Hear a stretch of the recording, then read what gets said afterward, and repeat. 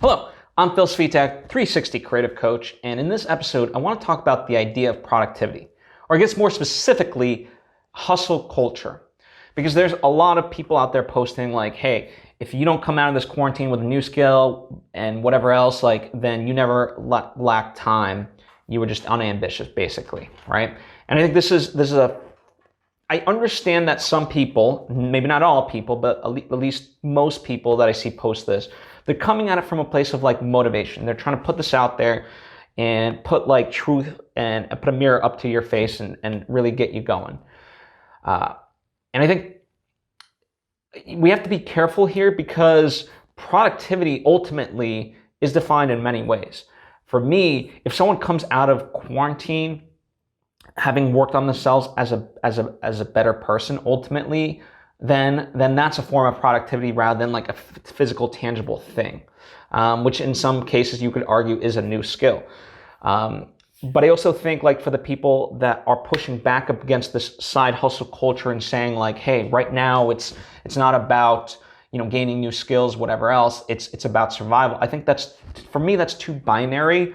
I think both spectrums are ultimately off, and you can't be one or the other. You have to land somewhere in the middle. And I think, obviously, this is not something any of us wished or whatever else, but it is a sacred time, and there is a way to utilize this as if it is a sacred time, right? And I understand that people are losing jobs, people are having a hard time figuring, getting food and things like that. I feel for that, but nonetheless, there are always options. I really believe that, and this isn't just from my life.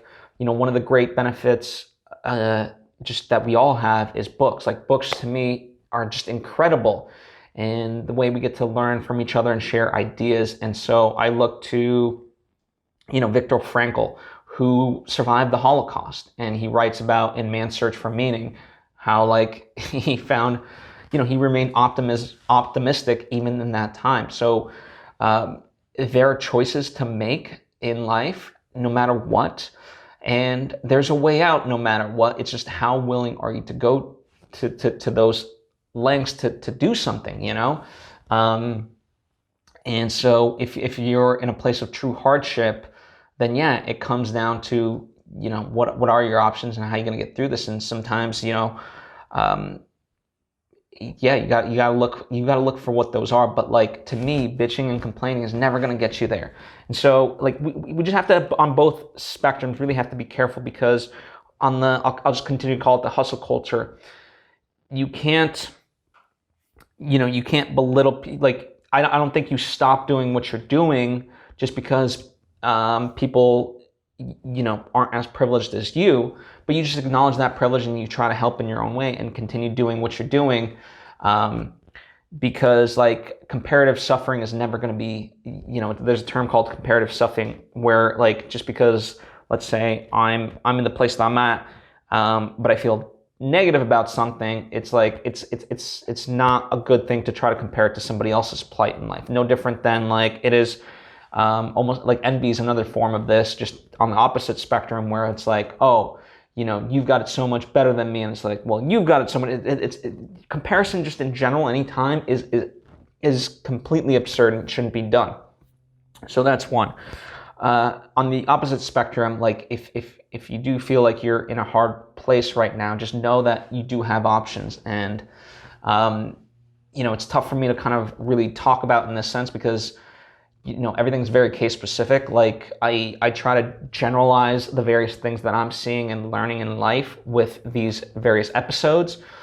But then, I talk to people in my life, and, some of the things that I'm hearing that are happening, I'm just baffled by what is possible on the negative spectrum. But I'm also baffled. I'm also positively inspired by what is possible on the good spectrum. But anyway, the point being, it's tough for me to fully give specifics without knowing specifics.